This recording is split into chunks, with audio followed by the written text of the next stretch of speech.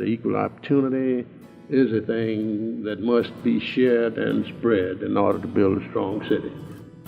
Antonio Maceo Smith was an educator and entrepreneur, but most importantly, a civil rights pioneer for Dallas. He was born in 1903 in Texarkana. After high school, he attended the historically black college, Fisk University in Nashville, Tennessee. After graduating in 1924, he went on to get his MBA at New York University and his master's at Columbia.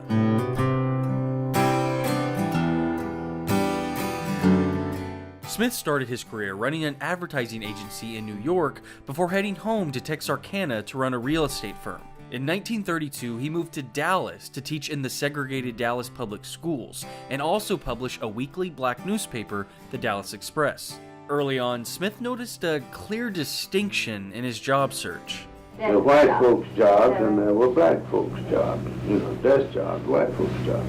The following year, Smith joined the Dallas Negro Chamber of Commerce, creating voter registration drives. He also became deputy director of the Hall of Negro Life at the Texas Centennial Exposition in 1936. Smith was also a leader in the Texas Council of Negro Organizations, Dallas NAACP, and the Alpha Sigma Lambda chapter of the Alpha Phi Alpha fraternity. Smith believed it was important to fight for integration while still remaining involved where you could. Participation.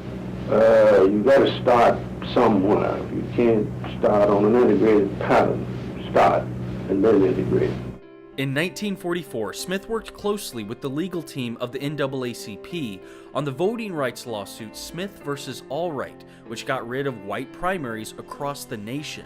He also fought against school segregation in the Sweat versus Painter lawsuit, a case that ended educational segregation in Texas and paved the way for Brown versus Board of Education.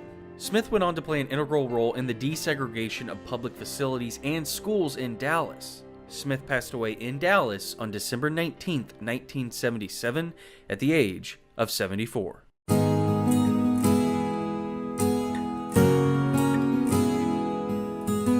In South Dallas, you will find the Barack Obama Male Leadership Academy at A. Maceo Smith. Inside, you can see Smith's imagery and words through the hallways. There's a reason many Texans gave Smith the nicknames Mr. Civil Rights and Mr. Organization. He fought for equal rights and encouraged others to do so in whatever way they could. He left behind a Dallas legacy that should never be forgotten. I think the beginning of lifting the sights of minorities to a point where that if democracy is to survive, it must involve all people. This is a part of the definitive area of democracy where people have something to do with it.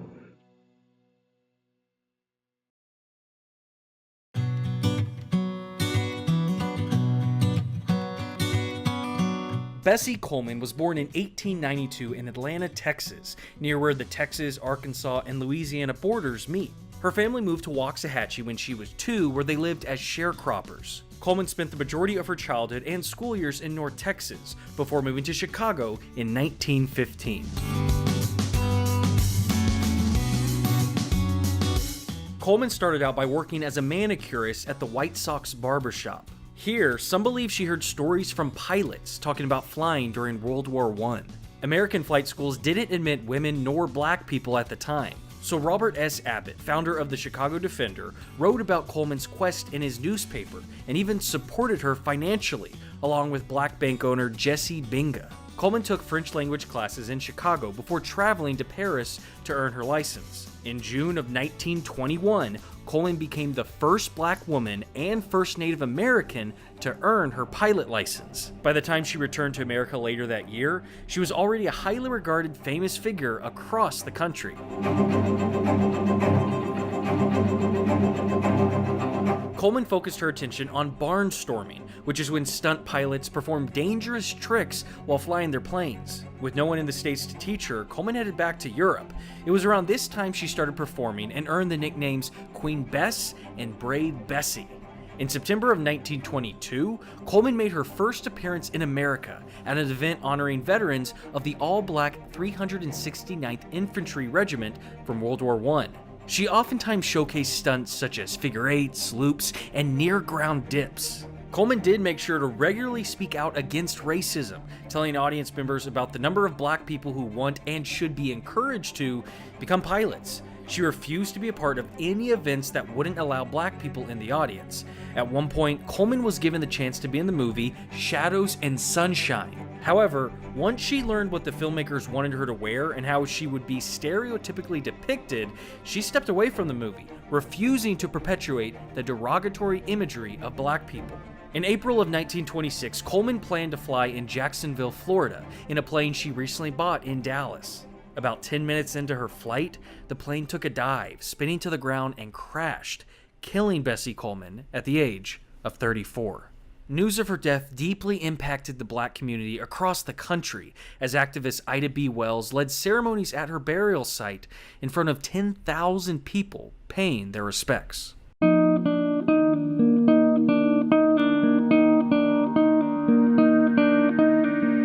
In Atlanta, Texas, where Coleman's life began, there is a section in the city's Regional History Museum devoted to her story and her plane.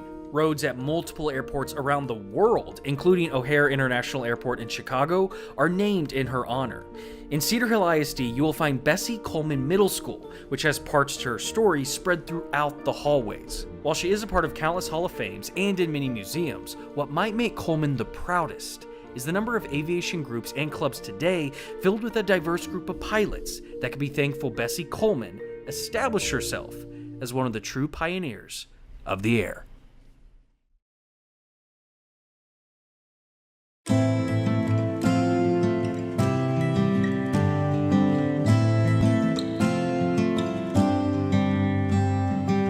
William Madison McDonald was born a little more than a year after the Civil War near Terrell, Texas. His parents gave him this name after William Shakespeare and James Madison. McDonald was a great student growing up, eventually working for lawyer and rancher Captain Z.T. Adams. Adams started teaching him about business, law. After attending and graduating from Roger Williams University in Nashville, Tennessee, a historically black college, McDonald returned to Texas to start his diverse career. In the late 1800s, McDonald became principal of a segregated black high school in Forney, speaking up for the public school systems and prioritizing education for students. Soon after, he became involved in politics, specifically the Republican Party. He helped organize the party in Kaufman County, and in 1892 was elected to the Republican Party of Texas State Executive Committee.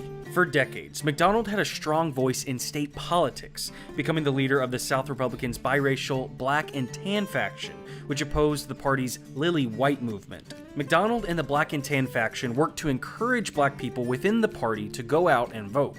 At the 1896 Republican National Convention, it is believed that a Dallas Morning News reporter gave McDonald the now well-known nickname Gooseneck Bill.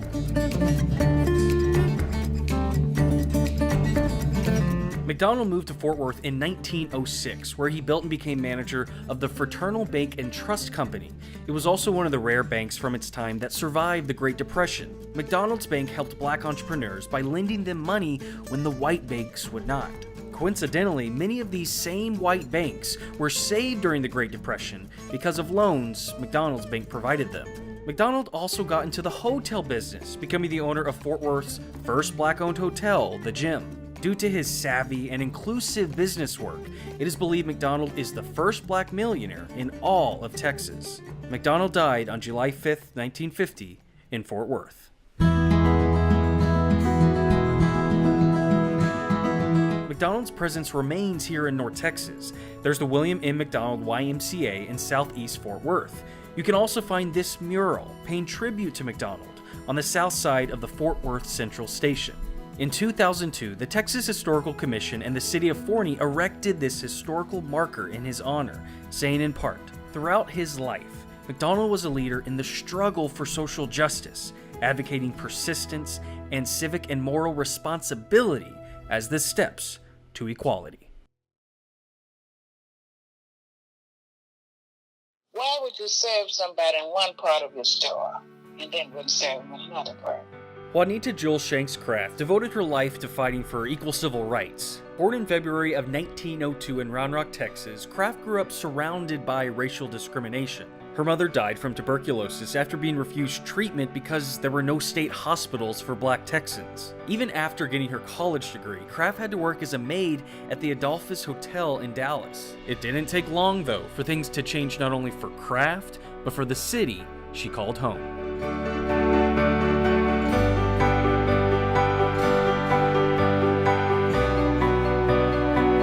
In 1935, Craft joined the Dallas chapter of the NAACP. In just 7 years, she became membership chair.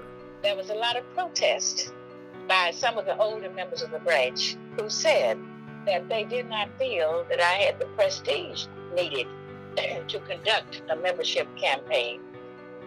And I retorted by saying that if I don't have the prestige, I'll get it.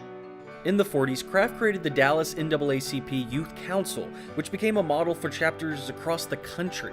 In the 50s, Craft and other members formed a picket line protesting segregation at the State Fair of Texas. Craft pushed for African Americans to be able to fully participate in the fair for more than one day. She also helped Black students get into the University of Texas and North Texas State College, now known as the University of North Texas. In the 60s, Craft took part in sit-ins and pushed back in places where she knew she wouldn't be served. The man would say, I've told you once you cannot serve your ticket. Oh, I thought we would change your mind and go right on back. Craft was a two-term Dallas City Councilwoman in the 70s. She received many awards for her efforts in the civil rights movement, including the NAACP Golden Heritage Life Membership Award and the Eleanor Roosevelt Humanitarian Award. She passed away in Dallas in 1985.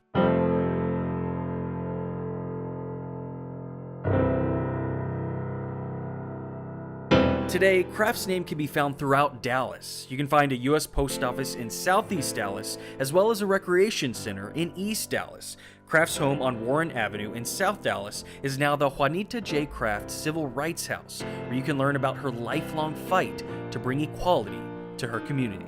As long as they don't put up a sign saying, Negroes not served here, we had a right to go in there.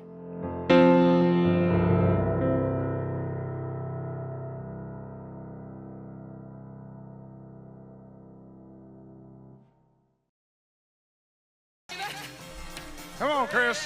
Bareback riding, calf roping, barrel racing. Gets around number 2. Now here's a buckaroo. There are many parts to a rodeo, but when it comes to bulldogging, there's one name that most cowboys and cowgirls think of: Bill Pickett.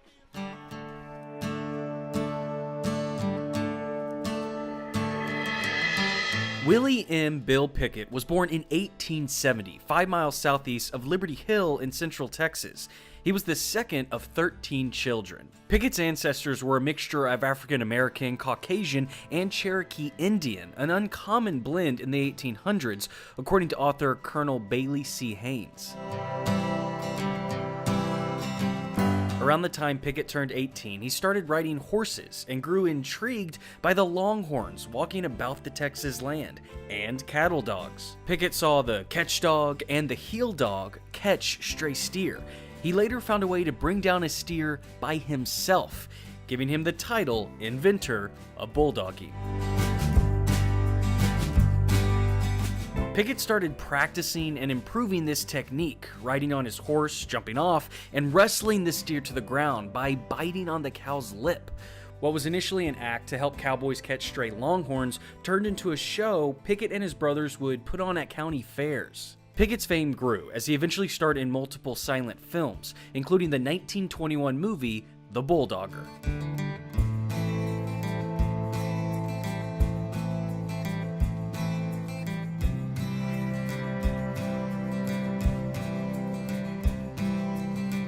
In 1932, at the age of 61, Bill Pickett passed away in Ponca City, Oklahoma, but his legacy is far-reaching.